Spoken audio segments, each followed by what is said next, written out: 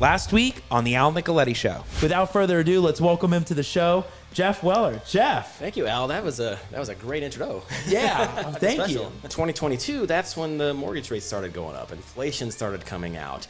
Prices started going up on everything. And so we all have to pivot at that point. Only higher end Airbnbs are doing well now. The lower end Airbnbs, a lot of people have started pivoting in a different direction. And they started pivoting over toward Pad Split. I've always wondered, what is Pad Split? Pad Split is a platform specifically for room rentals where the average person stays about 6 to 9 months and they're just renting one room. Everybody wants to know, why is Jeff succeeding at this versus other people? I think the reason why I was succeeding at it was because I'm investing in it too. When I'm looking at different loan products for my clients, I'm looking at that for myself too, because I wouldn't want to put them in something that I wouldn't put myself in. How do you identify whether that property you're interested in qualifies to be a Pad Split property? I always encourage people to look at your zoning laws, make sure you're not breaking any zoning laws. That's my legal disclaimer again.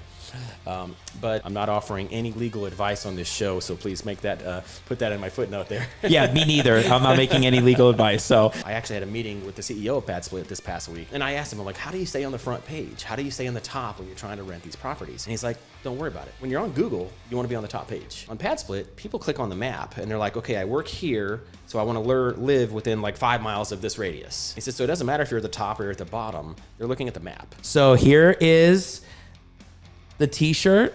Ooh. Look at that. I may have room to grow. And there it is. Very nice. Just for you. I love the microphone. It's great. Yeah, thank you. That's a secondary logo. We made two logos. I don't know if we ever told anybody that. Most successful companies have at least 2 logos. Like FedEx, Coca-Cola, multiple companies. Anytime you have coffee and you're sitting around, you'll think, wait a second, I was on the Al Nicoletti Show. Yes, I will. Thank you. I love it. I appreciate it. Well, then let me do the same for you. This is my book. It's on Amazon. Wow. It's WTF is a Mortgage. Look at this. Look at this, everybody. WTF is a Mortgage. I didn't even know you wrote a book. How can people get in touch with you if they're interested in getting that kind of loan for a Pad Split? So I got this giant light and a bat signal that goes outside. No, I'm joking. It's got Jeff's face on it.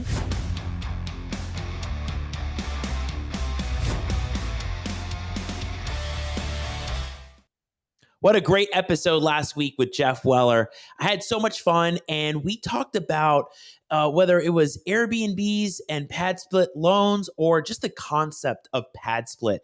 I had only heard about that concept recently, the co-living arrangement, and how it's helping a lot of investors cash flow and what you could do with your current Airbnbs and maybe get into that. If you missed any of that episode with Jeff, you want to check that out. And if you missed any of these episodes, you can check us out on YouTube, Instagram, Facebook, you name it, all over the social platforms. And of course, iTunes and Spotify, Google Play, and Audible. I always miss those. You definitely want to check that out. Scan the QR code. You'll see it up there.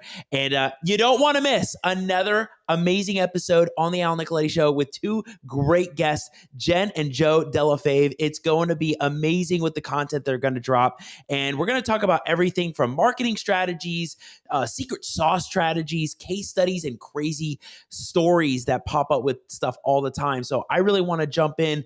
I got my pen ready, got my paper ready. You know that, right? Everybody knows. You take notes. You want to learn the most you can from an episode and really manifest it. Take notes, ask questions. We love when the guests interact. And I'm ready to rock and roll. So let's rock this thing.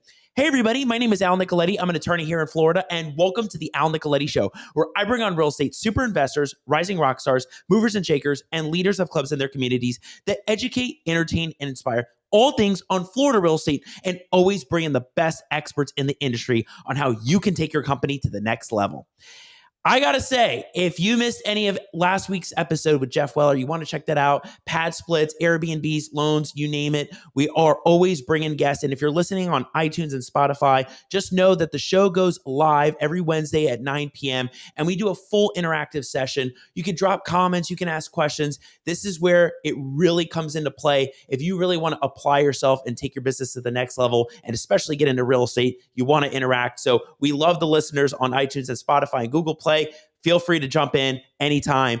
On my show today, I got a power couple. I love these two.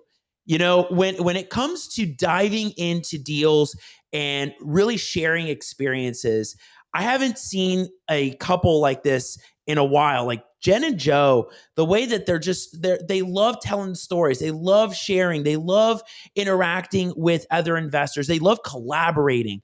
And I love seeing that. It's not about the competition, but it's the collaborations that you can make within the industry. And I love seeing them in the family mastermind. I love having dinner with them, with Nick Camrata, and seeing everybody at the TII event, which was amazing in itself. And they're going to jump on this episode talking about marketing strategies, stories, crazy case studies. There's so many things that they've been through that I know they want to share because it can be so applicable to you in your business, especially if you're in real estate. So without further ado, let's welcome them to the show. Jenn and Joe Delle Fave, what's going on? Hi, Al. What is happening? It's happening. We did it. You're That's on. What an introduction, guys. Yeah, Holy cow, that was so awesome. excited to be here. Thank you. I always save my energy and bring my best energy at 9 p.m. on a Wednesday night. So, we're here. We're ready to let it rip. I got to say, you all are recent transplants to Florida. I mean, you weren't here. You're not natives. I love to hear the whole story if you can. I mean, it doesn't have to be that long, but like, where were you before this? Like, how did it all happen for you before you got to Florida? Oh my gosh. Well, the Florida thing I have to take credit for, honestly. I was like, I knew if we got down here for a little bit of time, it would just take just enough to get him to say, okay, I'm done with the snow. Being from upstate New York, where it is cold, gray, and awful most months, Florida sun, we just knew we'd thrive down here. But it's because of real estate that we were able to honestly work from anywhere, live anywhere. And that I owe to my husband. Joe. Yeah, well, we had a job when we first met, and it was 2008 when we met years ago. Jenn was a teacher. I worked at a car dealership, and we were buying houses, and we didn't know that the term was BRRRR, but that's what we were doing, buying these junkers, fix them up, refinance, rent them out, yada, yada. So, but then in 2016, one of my friends at the bank says, Joe, like, we're going to cut you off once you get to 10 mortgages, so you need to figure something else out. So one of our favorites is Ron LeGrand, right in Jacksonville. Oh, yeah. And we hired one of his coaches, and that's when we learned how to buy real estate with creative finance, seller finance, things like that. And our first deal that we did was $100 down, and we had a 0% mortgage. And that's when we looked at each other like, oh, this is the way. So 2020, Jenn was already walked away from her job because we had little ones, stay-at-home mom.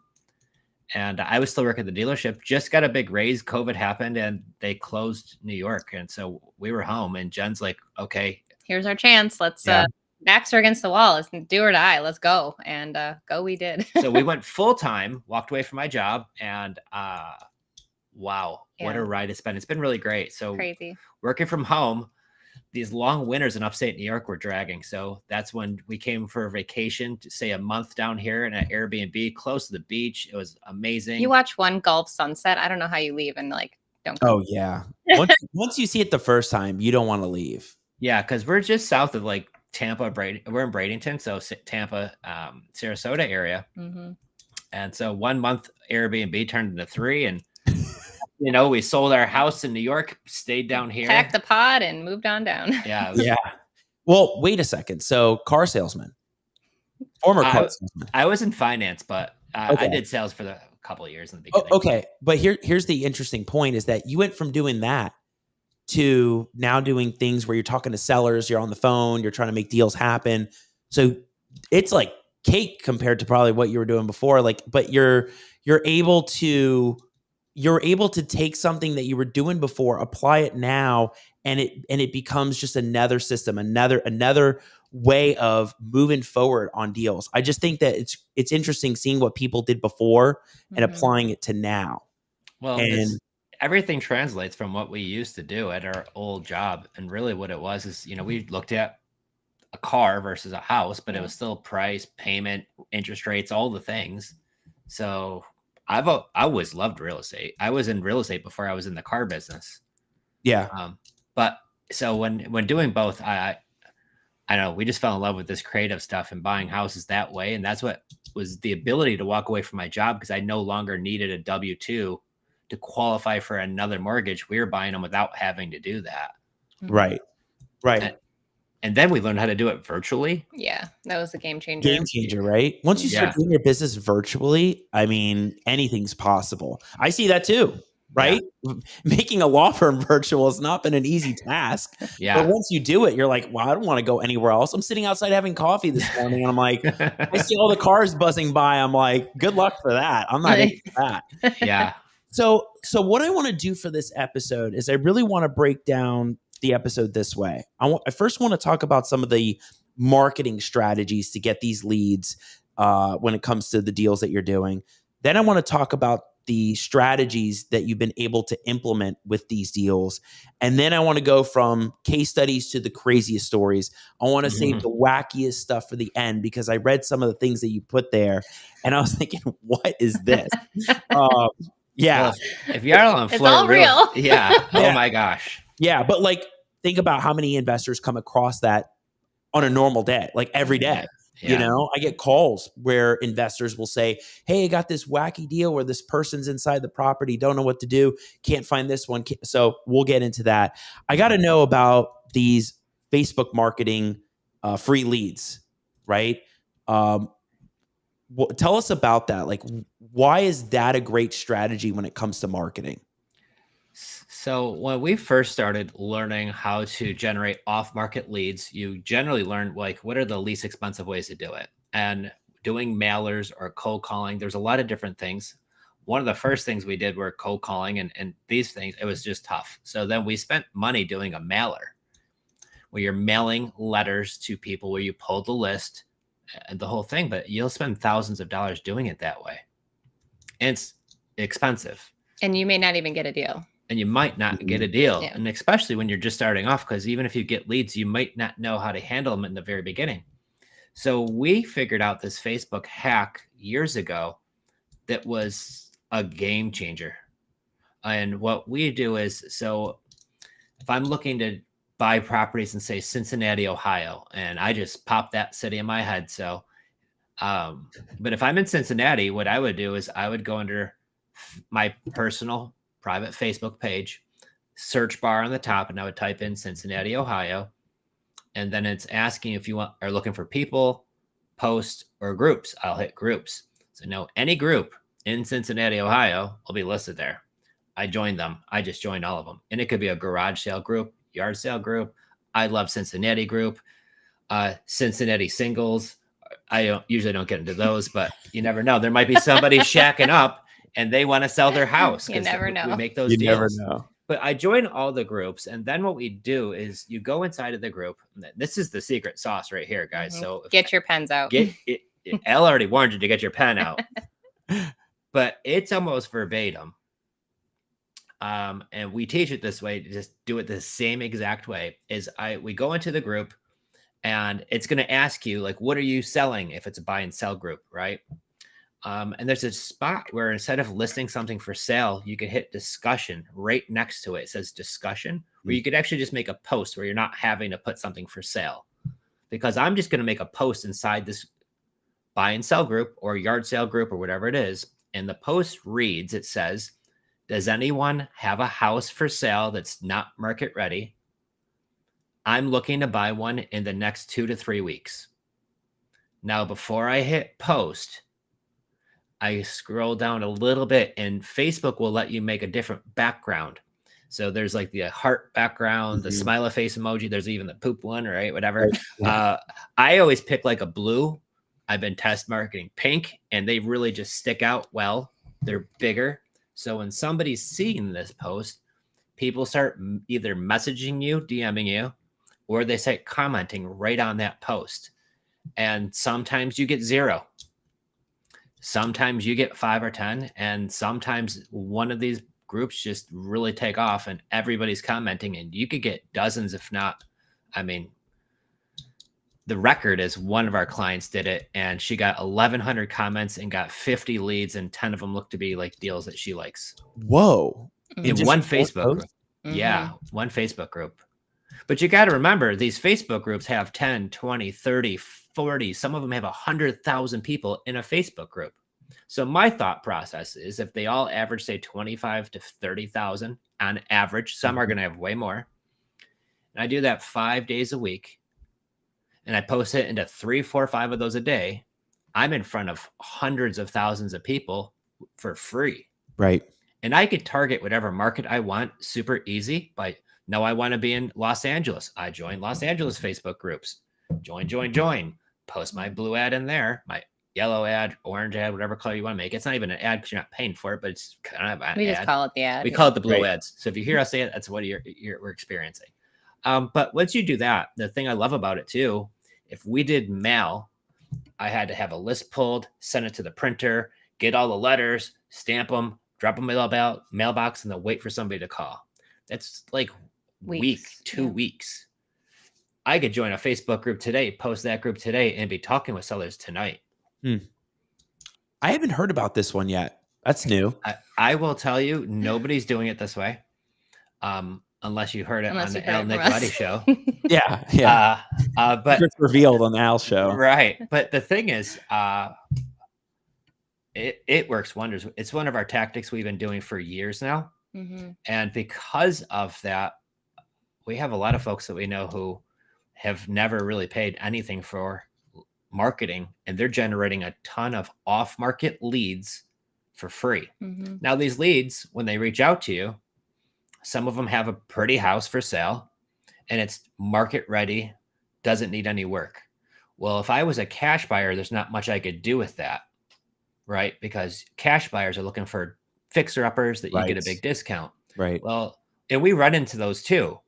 But however, with these pretty houses, we've learned how to buy these with creative finance. So I could buy it with, some people hear it called subject to or wraparound mortgages. There's a lot of different technical terms. The big umbrella is called seller financing. So a lot of times sellers we were at the family mastermind. I forgot who was on stage, but they said that 67% of current mortgages have a 4% rate or less. That's high.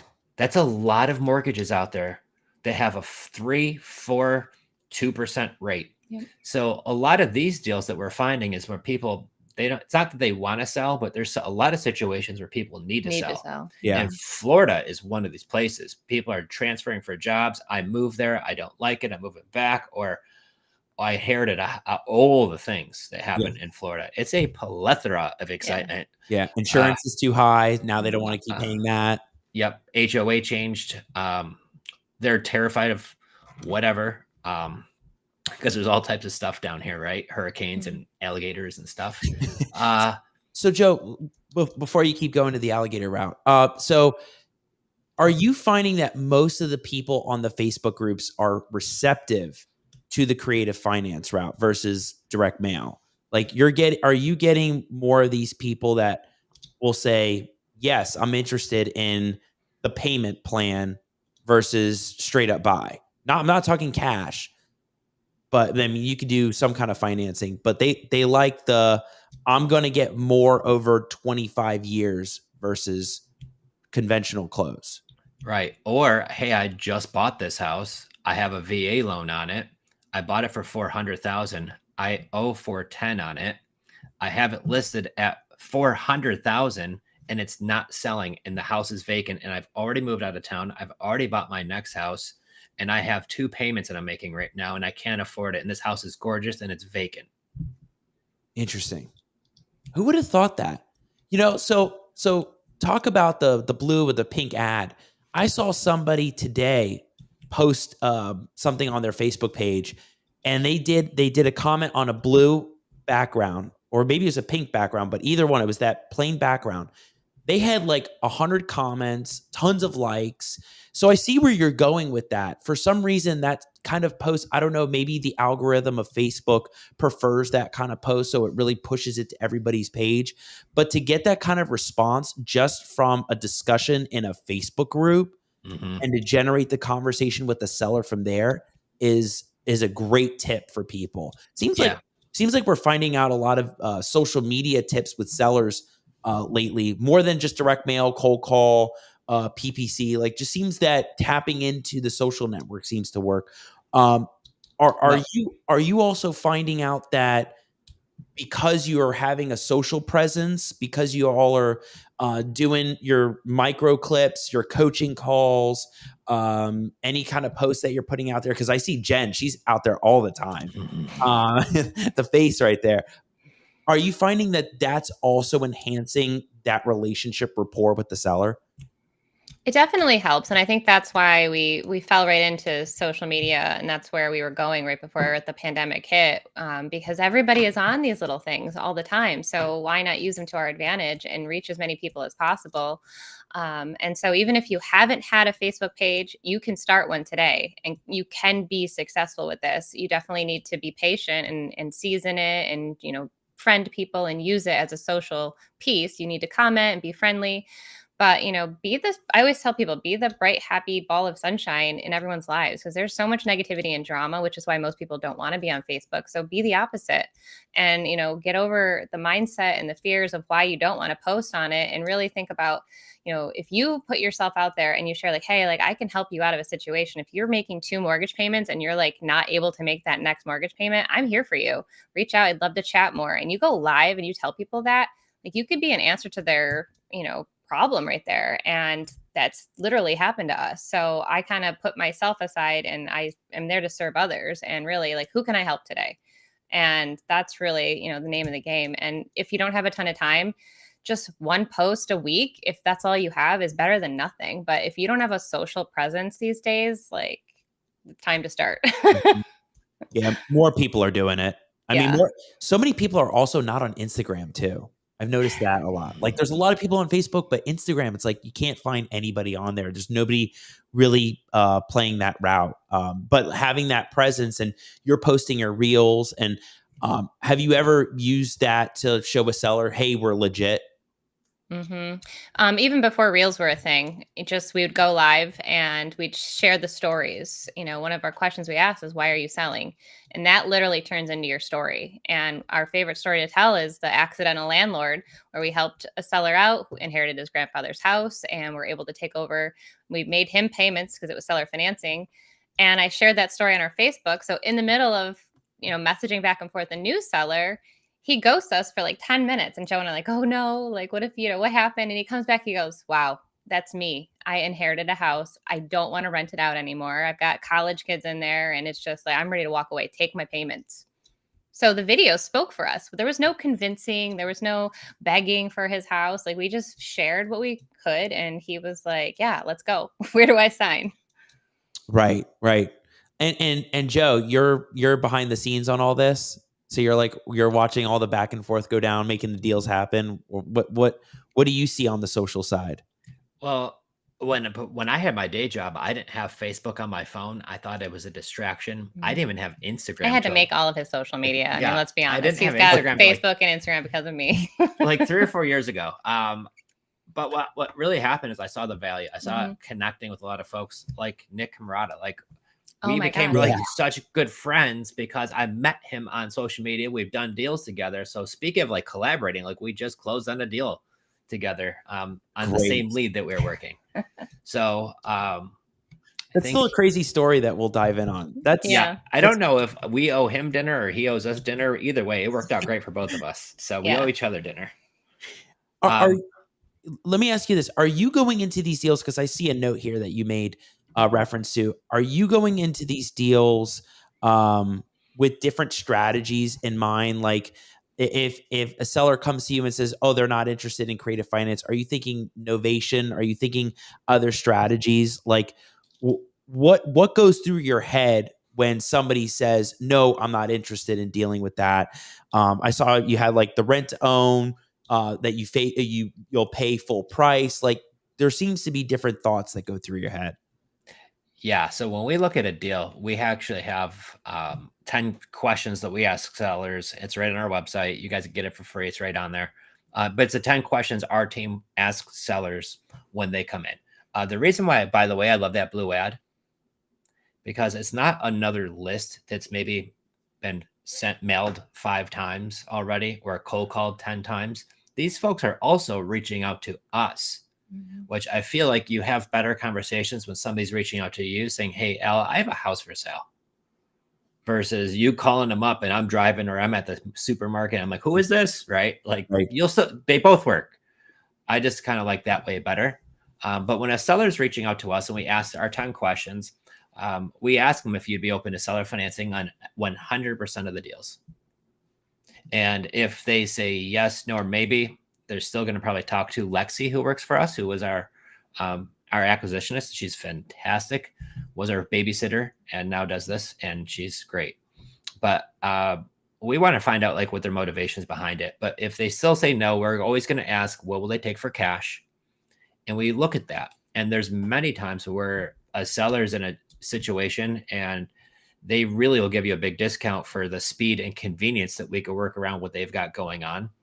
So like the deal we did with Nick, and many others. So this form gives us a lot of leads to generate, and some might work better for cash. Some might be open to terms. So having this formula together, if it's a beautiful house, turnkey, these cash folks, we're saying no thank you. We could buy all of those deals, and I love them. Same thing goes with the fixer upper. So we could look at both strategies by doing that.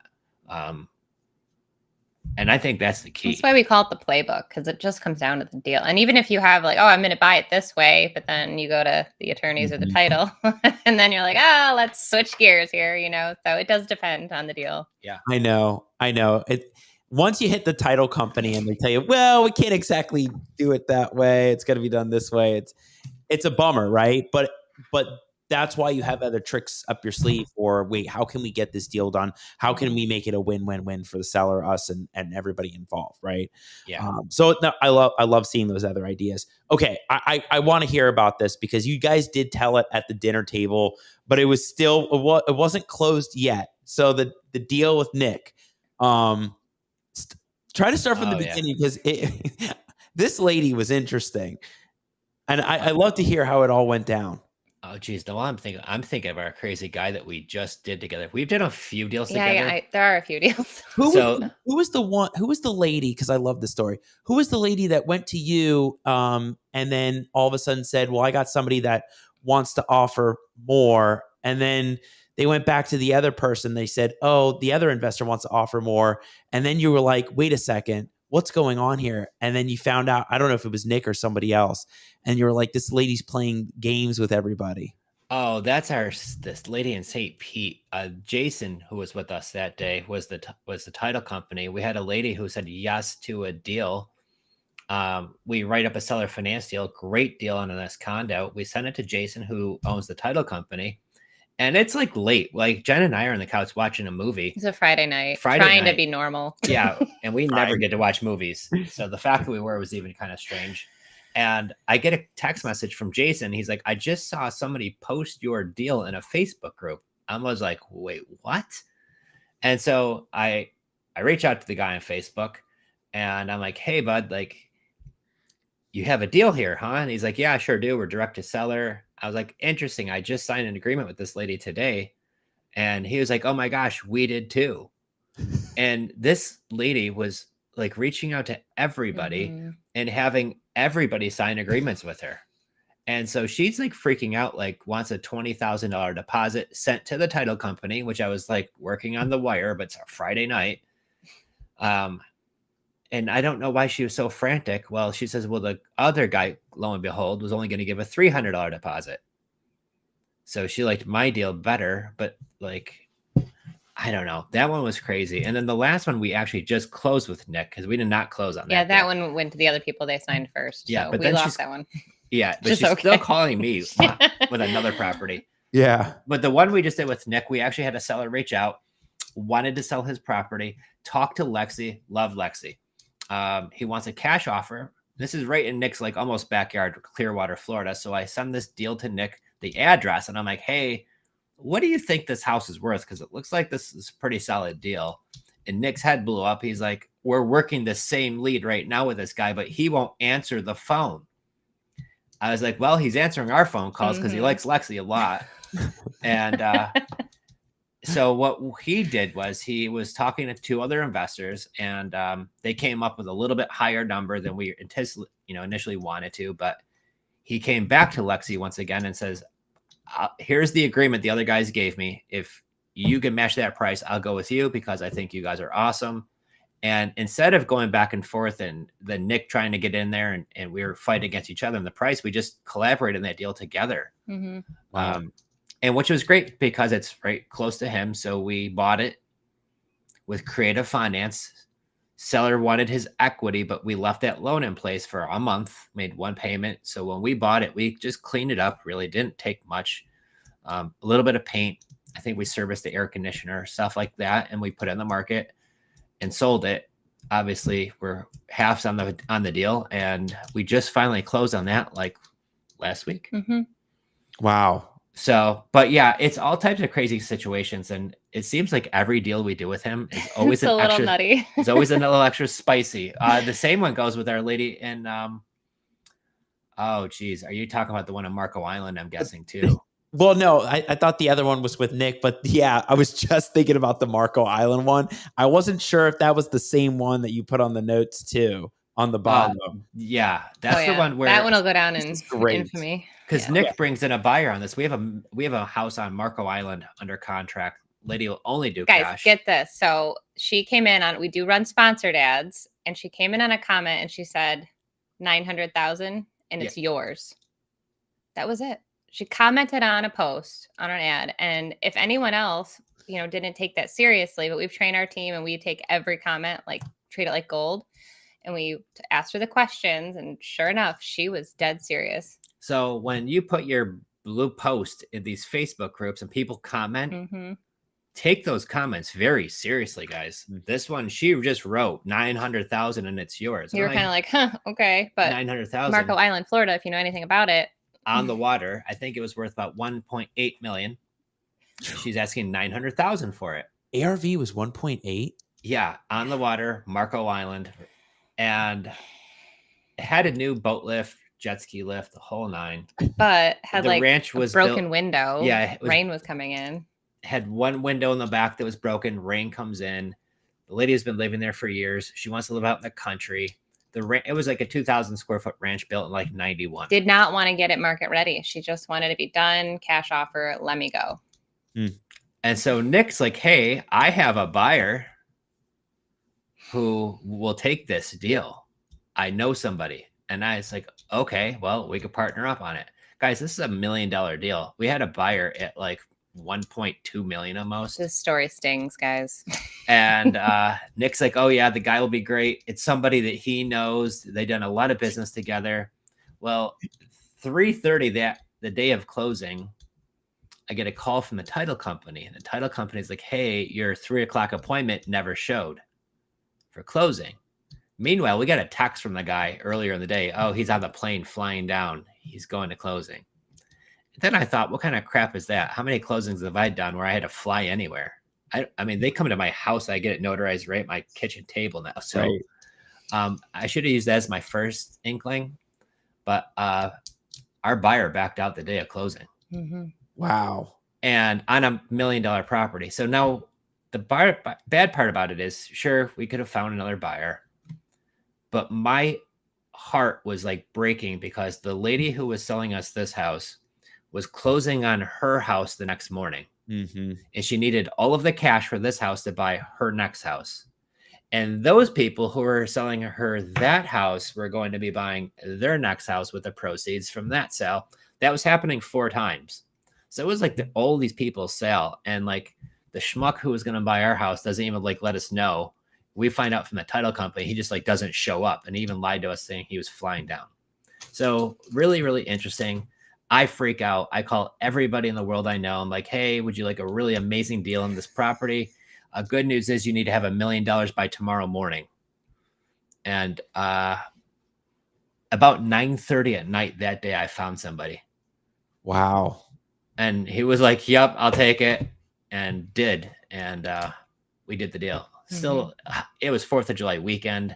So, of course, like, we were literally moving, like packing up like everything in our house. So we had 45 days to get back down to Florida. And so it was just chaos. I'm all mad because he's not helping me pack and throw out things. And he's just pacing on the phone, trying to find a buyer, and I even looked at him one time. I was like, just let's give it up, call the seller, say we're sorry. And he's like, no. So talk about like grit, determination, persistence. Like this man embodies that. Yeah, no kidding. That wasn't the one that was like assigned a couple of times, right? There was, so here's what I found. We found out afterward. This is where I learned what daisy chaining was called. If any of you don't know what that means your buyer is wholesaling that to another buyer who's wholesaling that to another buyer. And there's really like 7 people in a row, and I didn't know this. I thought Nick's guy knew the guy, right? Come lo and behold, there's like 5 guys in between. Wow. So it was a whole domino. And Nick didn't know. And Nick didn't know. Yeah.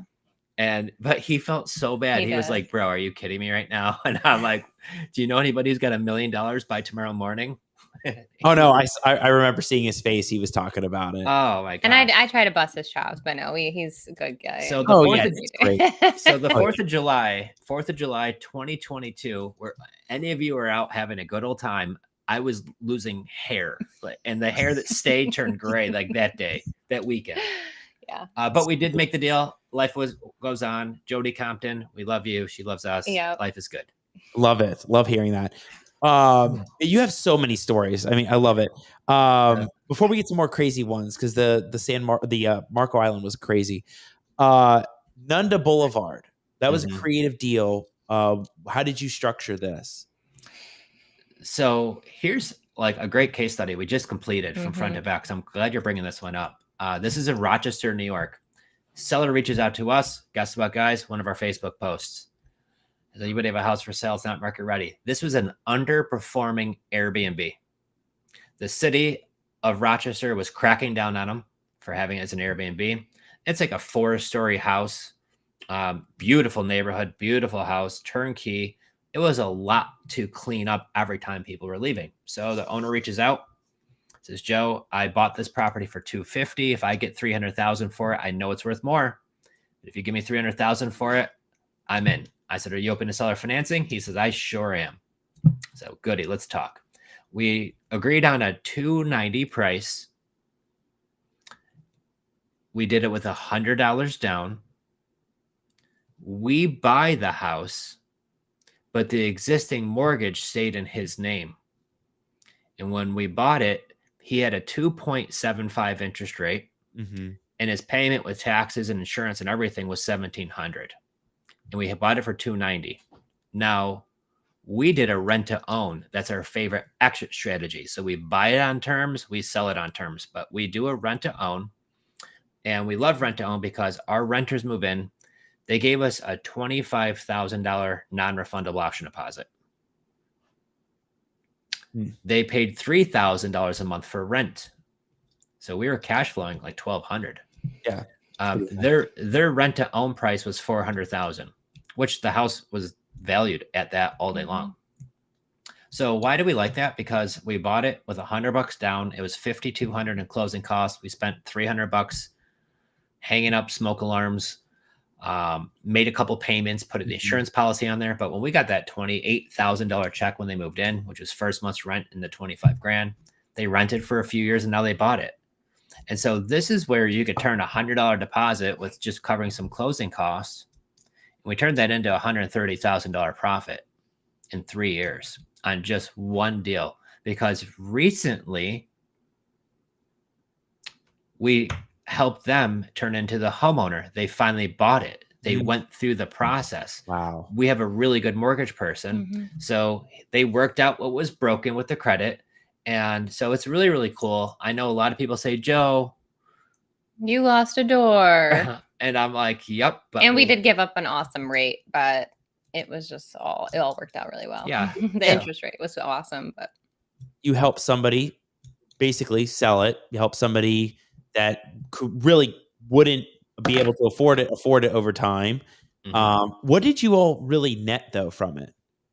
$130,000. Wow.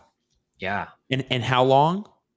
It was almost 3 years to the date when we bought it as to where they cash us out. That's some serious ROI. Yeah. And that's why we love these rent to own deals, because we don't get the phone calls of my toilet's plugged or whatever happens. They are responsible for the maintenance, the repairs. We still write off depreciation. We still pay down that loan, even though it's still in that seller's name. So there's so many reasons why I'm into a deal. I've got no money into it because I got that big chunk of money when they moved in. So the little bit of money I came up to up front, I got that back, and then some are profitable. $1,200 a month every month it comes in, and then when they buy it, we got a $88,000 check. Not even a check. They just wire it. But, when you look at that, I'm like, well, geez, we got to do a lot more of these deals. So we've had 2 people this year, because we started this process in 2017 when we had a bunch of our single family home rentals. And I hated being an adult babysitter. The phone calls of, oh, the toilet's plugged, the leaky this. Now, if that happens, they go call a plumber or whatever, and they know it and they like it because these folks actually want to own the place. So they take some different approach to it, and they actually have a lot of pride. And then just working with the regular renters who are going to be in there for a year or 2, stain your carpets, put stuff on your walls, and then leave, right? And then they sneak a dog in there, or they tell you they've got a dog and all the place smells like dog. Either way, right? I love dogs, but we know how that goes when you're a landlord. Correct. So with that being the case, it's expensive to keep turning that over. With rent to own it, you don't get that. Yeah. So let me ask you both this question. So let's be real. There's people that are going to be listening to this episode, watching this episode, whether now, later, that may come across a deal that may fit this structure, right? And you both have been through this once, maybe twice, numerous times, right? Yeah. Is there something specifically, because you never know, you'll get a JV. Somebody may reach out to you one day and say, hey, Jenn and Joe, I think I got the kind of deal. I don't know. I'd love to partner with you. Is there like something specifically someone's looking at to get a deal like that? Like, are they just looking for the low interest rates? Are they looking for high equity? I mean, what's like a really good checklist for this is a golden deal for this?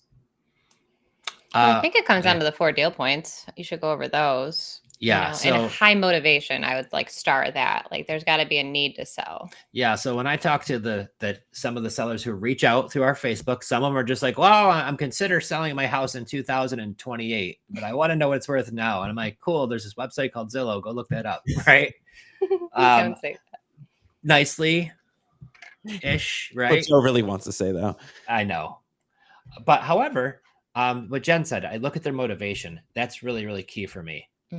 If they're super motivated, I love it already. The next step, what does that mean, motivated, right? That doesn't mean I want to sell. That means I need to sell. I have this house and it's empty, or 2 payments, or all the reasons. And there's a ton of them. We just ask, why are you selling? They'll tell you.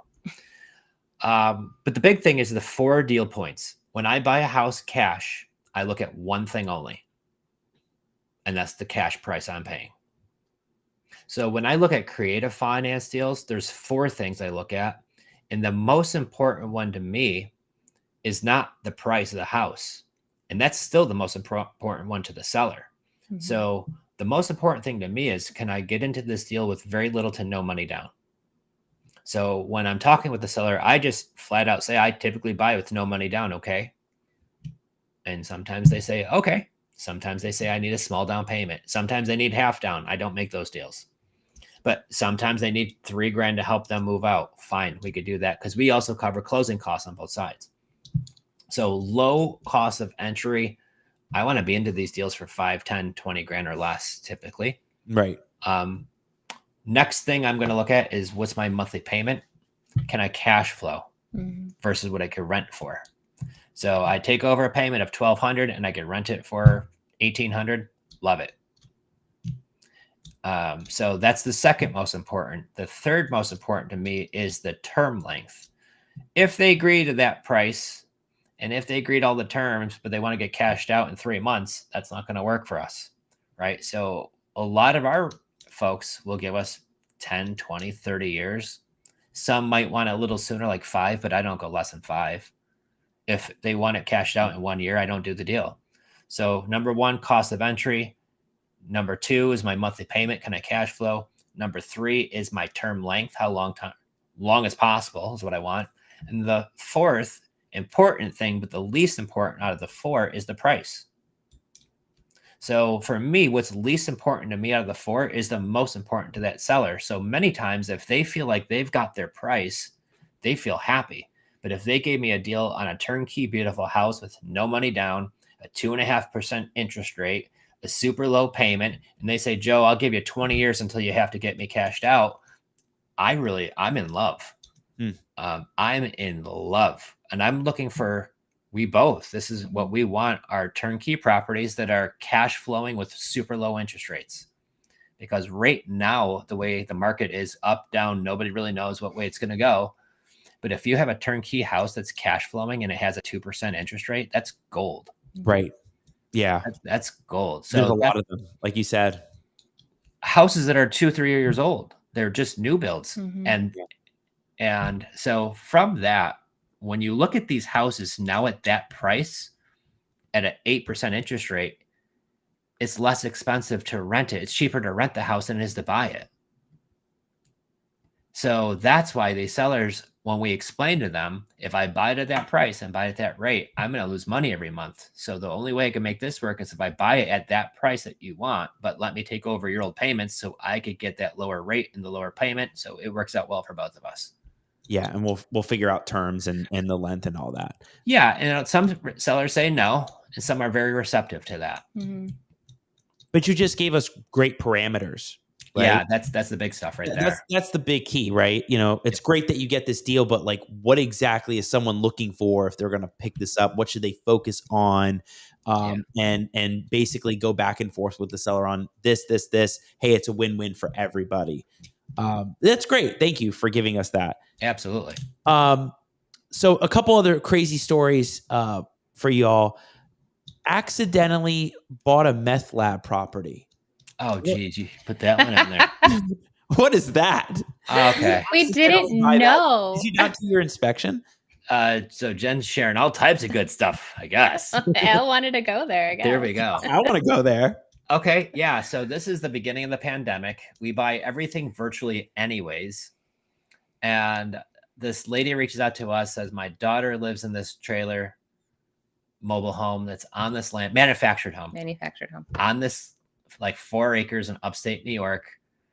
And she's going to move out at the end of the month. And I want to sell it.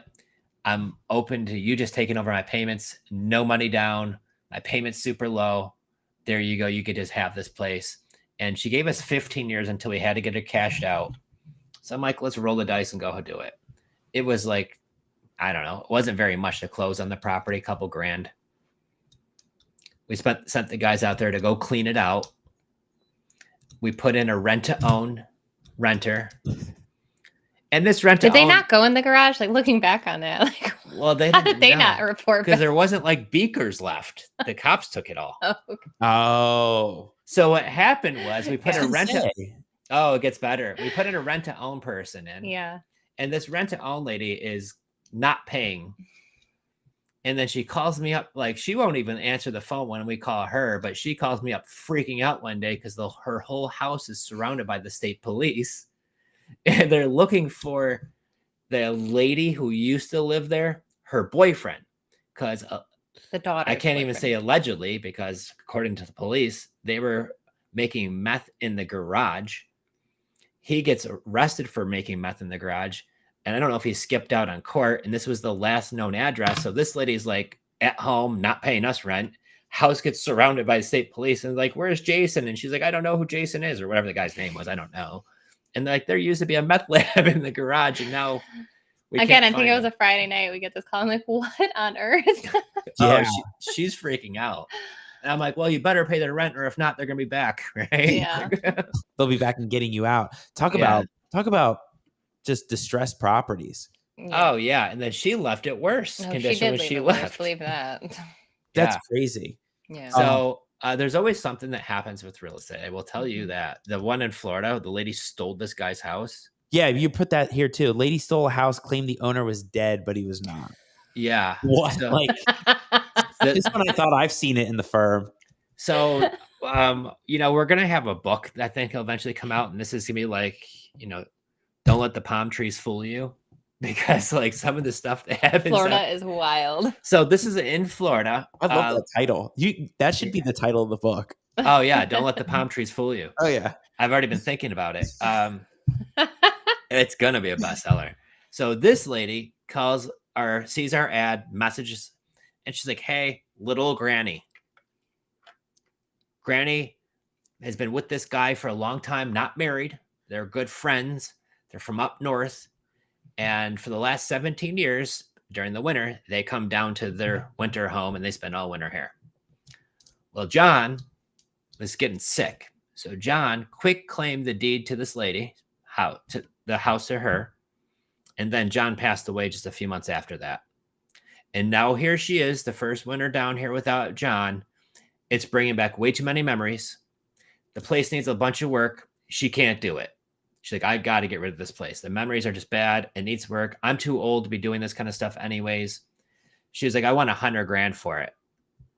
And I'm like, well, geez, this thing's worth like $275 all fixed up. It's like 1,000 square foot block home.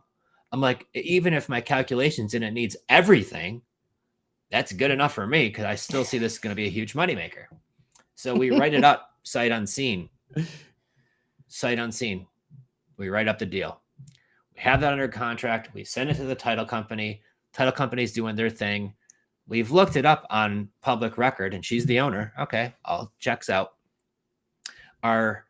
Some young lady that works on our team was sharing this into other random Facebook groups saying, hey, do we have any buyers looking for this deal? Because we're going to wholesale the deal. We had a lot of other deals going on at that time. So that was going to be one we're going to wholesale. So she says a local investor reaches out to her and says, hey, I know this house. How did you guys get this under contract? I've been talking to John for years about selling it. She's like, oh, John died and he gave the house to this lady. Now she's selling it. And he's like, no, John's not dead. Oh my gosh.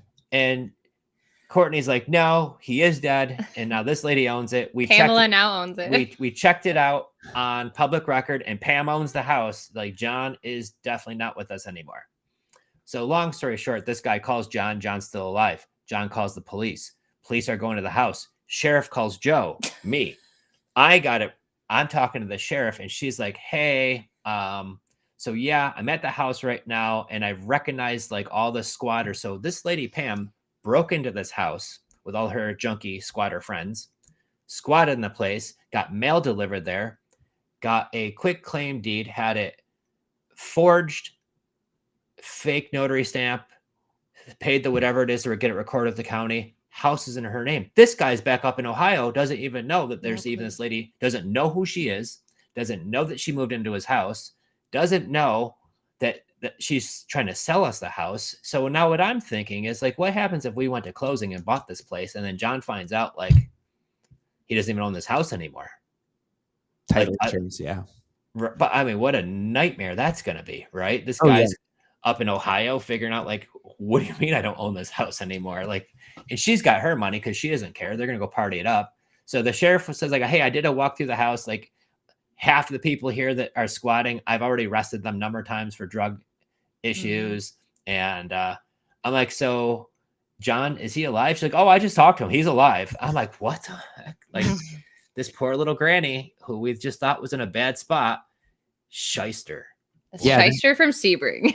Sebring, Florida. That was a 180 right there. Oh gosh. I'm feeling like bad for the lady. But meanwhile, I'm like, hey, this is a great deal. And if we buy this place and put 75 into it and it's worth 275, it's $100,000 deal. And like that could happen. So just because it sounds too good to be true isn't like always the case. But in this, it truly was like cuckoo for Cocoa for Pups or whatever. Oh, it was. That was everything from fake death to wild quit claim deed to forged notary. Forged to squatters to her probably trying to claim adverse possession at some point. Wanted to make off like a bandit. I mean, faked it death. I mean, all of it, all in one deal. So she probably wouldn't have left either. We probably would have had to deal with that too. Oh yeah, that is crazy. And how long did it take like for that deal to go down? It was pretty quick. As soon as, again, power of social media. As soon as we posted that phone was ringing and like, nope, John's still alive. So wow. Like and I think about like if we didn't share that on social media, like I know, and that other investor who was local to Sebring says, hey, I just happen to recognize this house and I've been trying to buy it for years. And he told me if he's going to sell it, he'd sell it or give me the first shot. I'm like, oh, well, you missed out here, buddy. Pam's selling it to us now. Crazy. Oh, Pam, she is so in trouble. I don't even know what happened to her. We should probably call her. No, we should not. Never. She's probably ready to do it to somebody else, right? Oh, yeah. Right? She's probably Oh, already yeah. getting a forger for the next quitclaim deed. Yep, she's getting ready. But I mean, when you're a criminal, they don't care. And I hear this is like a common thing. Like people are stealing That was plots the of land. second one we had with reselling. a fake notary or whatever. We had another deal go backwards because the guy needed his ex-wife to sign, and I think he signed it for her. And had the neighbor. Oh yeah, I didn't even write that one down. and this isn't terribly far from you. Seller's open to seller financing. Newberry, Florida. Okay, Gainesville area. Yeah. And nice house. And the seller's ex-wife was on the deed, even though he had the court paper saying that she's supposed to be off, but didn't get it off. Yeah. So we need her signature. This lady is as wacky as he is. So we're reaching out. She's pretending it's not her, and then sending us like the middle finger emoji. Oh, it's so colorful. It's great. But all of a sudden he's like, oh yeah, I got her to sign it. I'm like, Todd, you did not get her to sign that. And he's like, oh no, I did. It's notarized and everything. And then I don't know how we found out who the notary is. We called the notary and she's like, our transaction coordinator. And she was like, yeah, he just wanted me to notarize something. I don't even know. I did what I was doing. I just put my stamp on it. That is like, crazy. Yeah. What some people are doing out there. I had the time on the show. I would love to tell you the wild deed story that ever since that happened, I'm ready for these cases that come in with these fraudulent quitclaim deeds and wild deeds. And we saw one. It was crazy. They all of a sudden, they had a lawyer that showed up at the last minute at the hearing and said, okay, where do we sign? Oh yeah. Maybe that's what we should do. We should have an episode. You bring out some of your favorite deed stories, and you just let them all loose. Yeah. Oh yeah. Battle of the deeds. Be a bestseller. Yeah.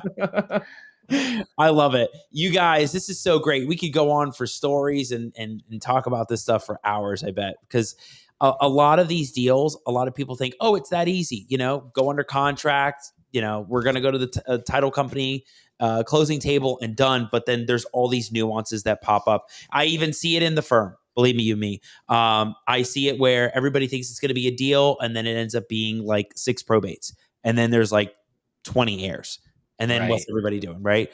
Yeah. So I gotta say, like, it's great to go through these experiences like you both do.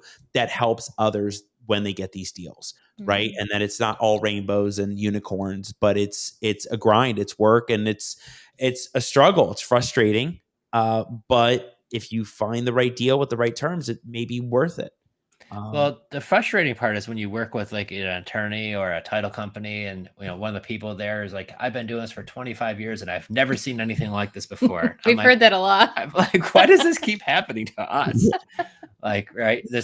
But at least like, we always want to do the right thing. But that's why you do it that way. Yeah. To be told, hey, this isn't looking And this right. is why we find, just because of the fact is like, if you guys, to look for.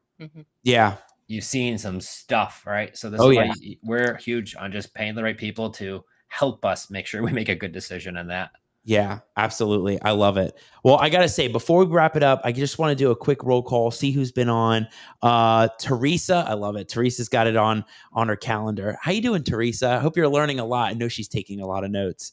Viviana said, where can I get a good seller finance agreement? So in the state of Florida, if you're in Florida, you could use any county one that's approved by like the Realtor and Real Estate Commission or Real Estate Board, whatever it is. They're in every place. So we had a deal done in Florida that we use a standard one that we have. And the attorney looked at it and says, I don't like this one. I've never seen this contract before, and I would prefer it to be on this 32-page contract that's approved in my county. And I look at this and like, mine's 2 pages. This is like not really 32, but 15. And I'm like, that's the worst thing in the world. So you can still use the county. So if you're buying in South Carolina or Florida or wherever that is, find out what one's approved in the county, because most likely the attorneys, they feel more comfortable with those because you've seen this one before quite a bit. So the 6 spots to look over to make sure it's all, everything looks good. If it's a new agreement they haven't seen, now they have to sit there and go line by line to go through it. So I say that's a good choice, and talk to your attorney that you use and see if they've got an agreement that they prefer. Got it. Perfect. My producer, Mike, he goes, book or sitcom? Both. Both. I mean, I think some of these stories are so wild, you got to say them live. Yeah. Yeah, you have to. You got to talk out loud, you know? Yeah. It's like therapy for everybody. Yeah. Teresa said, after your daisy chain experiences, have you changed your contacts to be non-assignable or contracts?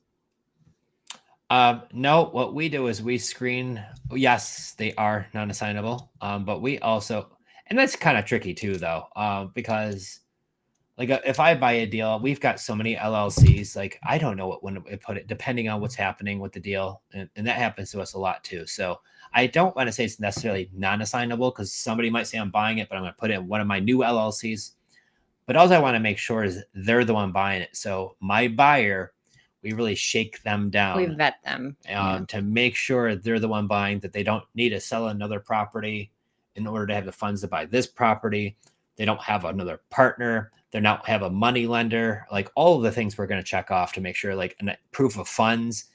And if it's in your name, like we want to make sure it is. And if it's in your mom's name, we're talking to mom. Like, hey, do you know you're about to write your son a check for $320,000? Like, cause mom might not know. She's just giving off a retirement account copy, right? So we just check all those boxes to make sure, because buyers are liars and sellers are even worse. Whatever that. So just keep that in mind. I was ready for the rhyme. Thank you, Teresa. Really appreciate that. Teresa always watches every week and every Wednesday. She's got it on the calendar. I love it. Aww. Yay. So before we wrap it up, how can everybody find you out there? Whether it's your coaching calls, social media pages. I want to make sure that people can get in touch with you so that when they come across a wacky deal, a creative finance, seller finance deal, or maybe a rent to own or a strategy that they don't know what to do on a deal, I want to make sure they get all in touch with you. Yeah. So I would say if you have that deal and you're like, hey, Joe, like, what do I do with this? Like, call me on my cell phone, 585-207-2240. Call me on my cell phone. And if you're like, hey, I talked to a seller, I think it's a good seller finance deal because the house is blue. And I think blue houses are good for seller financing. Like, we might need more information on that. However, like if you're kind of stumped and they're like definitely motivated, let's get in touch. Because we love to help people and make a bunch of money together. If you're looking to get a hold of us on social media. Yeah, we're all over. So creativefinanceplaybook.com is our website. And from there, you can find our YouTube channel. We have a podcast. We go live every Tuesday, 2 p.m. Eastern, where we love answering questions and sharing and having awesome guests on there as well. And then social media, Jenn Delle Fave on Instagram, Joseph Delle Fave. And then we also have Facebook. So you just put it in Google and you'll find us. And if you want to know the 10 questions we ask sellers that our team uses, creativefinanceplaybook.com is on there for free. You can download that script. That's the 10 questions we ask sellers. We kind of like the order of how we've done it. And we do that right through messaging, right when they reach out, because these posts are going to Facebook groups and the good ones we get on the phone with, right? So that's right on there. In our YouTube channel, all of it, same thing, Creative Finance Playbook. We even have a Facebook group where we share a lot of these deals. So if you want to join, more than welcome. Yeah, love to have you. Yeah. See, I just want everybody to reach out when they find these crazy, wacky deals. Yay. Oh, my phone's already ringing. Yeah, look at that. Perfect. Well, I got to say, what a night. What a lot of great stories, marketing strategies, you name it. I really appreciate you both coming on the show to talk about this. It takes a lot of experience and a frustration to go through this, but this is what it's all about, coming to the table, talking about it. And as I do at the end of my show, I do a segment called Final Words, Final Thoughts. Anything that you haven't talked about that you really want to drive home and share with the audience, some last words of wisdom. I always do this. So final words, final thoughts, Jenn and Joe Delle Fave. I would say, I'm not trying to be cheesy, but if you have that dream in your heart, like go after it. I always wanted to live in Florida. I didn't know how I was going to get down here, but kind of taking some chances, learning a new thing like real estate. I used to be an English teacher and now here I am building a team, having employees, and now I can coach other people. It really is a dream life, and to be able to homeschool my 2 kids. And so put in the work.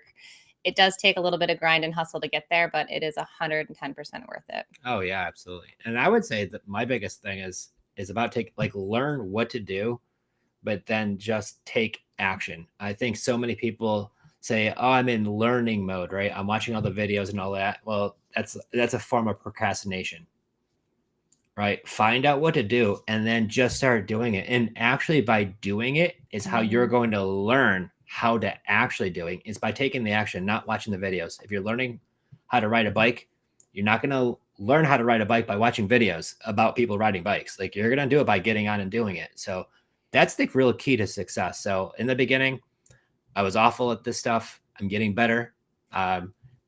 Hopefully one day I'll be like really darn good, right? But that's what the whole point of it is, right, guys? It's always working to be that 1% better every day, taking that action and working hard at your craft, and all of a sudden things happen, and it's exciting. I love it. I'm going to leave it there. I think that's great. Thank you both so much for coming on, sharing this stuff, and I'm sure I'm going to see you soon, right? Yes, absolutely. Yeah, I'll either see you on the coaching call or at family or somewhere soon, and keep going, keep getting those deals. Pleasure. Awesome. Thank you so much Thank for having us. You have the best looking show on. Absolutely. Great. Thank you. Great job. Wonderful audience. Thank you. Thank you so much for having us. Thank you both. I appreciate that. I'll see you soon. See you, everybody. Bye. All right, take care. All right, everybody, another episode in the books for the Al Nicoletti Show.